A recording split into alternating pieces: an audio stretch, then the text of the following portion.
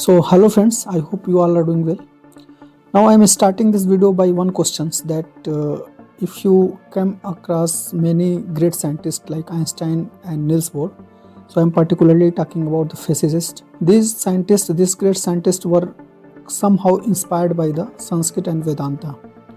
Okay, now why this happens? Because both modern physics or particularly physics, quantum physics, and ancient Vedanta talk about the same deeper truth of the universe, and that we are going to discuss in this video. But before going to come to the conclusion, I would suggest that let's watch this video. Einstein said the field, the wave, the energy is the sole governing agency of the particle. Energy controls matter, the field controls the particle.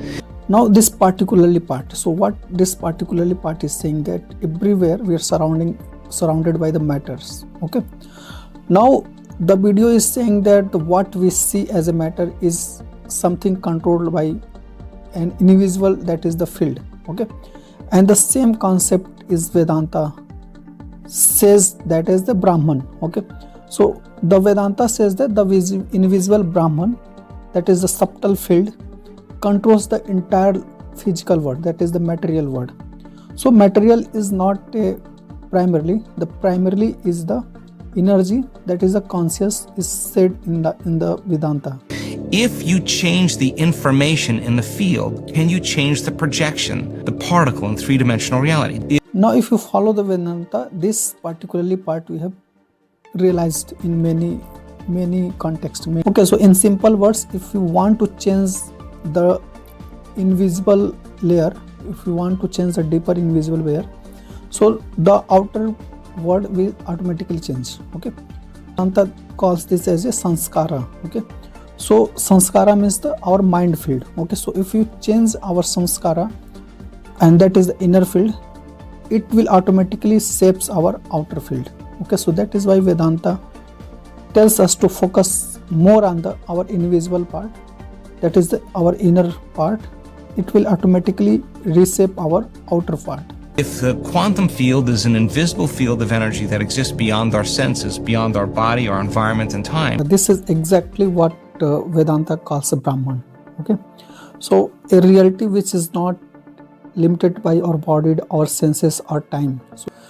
So we know from Vedanta that we cannot access Atman from our senses. Okay, then the only way we are going to connect to it is take all of our attention off our body, all of our attention off the environment, and take all of your attention off of linear time. And you already know that in Vedanta, the method of the meditation is called as the neti neti. Okay, so neti neti means that not this, not this. Okay, so if you want to achieve that situation, that particular form, then stop identify it that situation with the body, okay, or outside materials words, or our past and future thoughts. Okay, so with this neti neti method, you can only attend this deeper field, that the predictable future and the familiar past, and find the sweet spot of the generous present moment. That's the unknown, that's the door.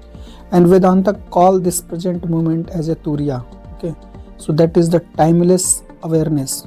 That's the moment you become nobody, no one, no thing, nowhere, no time. That is the moment you are pure consciousness. So when you stop putting all the levels related or associated with yourself, that your name, your role, your body, your history, your past and future, so apart from this, whatever is live with you is known as the awareness. Consciousness of what? Nothing but what? You. This is the Upanishad teaching, and that this thought of the Upanishad is teaching is identified by the many.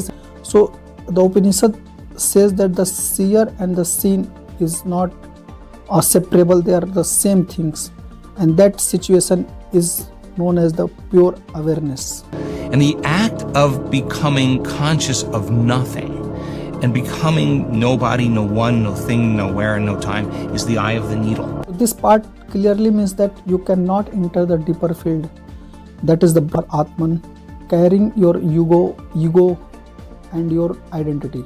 Okay.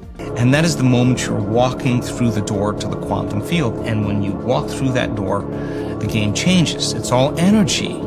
In the Vedanta can be explained as beyond the physical world, everything is a vibration and consciousness. Okay. And Vedanta call this vibration or this consciousness as a spanda, which is the universal energy. Next thing we have to do then is get our brain coherent, because thought is the electrical charge, is the impulse in the quantum field. And the feeling, the elevated emotion, is the magnetic charge. Vedanta says the same. Mind plus emotions equal to the sankalpa, which is the pure, powerful intention. Okay.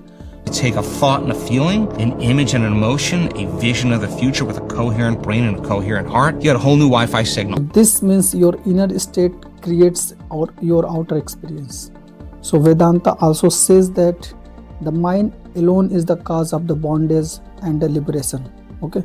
Now you're broadcasting new information into the field and you're connected to this field. Keep changing the information in the field. You're going to change the destiny of your experience and matter. Either you believe modern science or you believe the Vedanta, they both are saying the same thing, that the universe is shaped by the individual field of the consciousness, or you can, in modern science, you can say it as energy.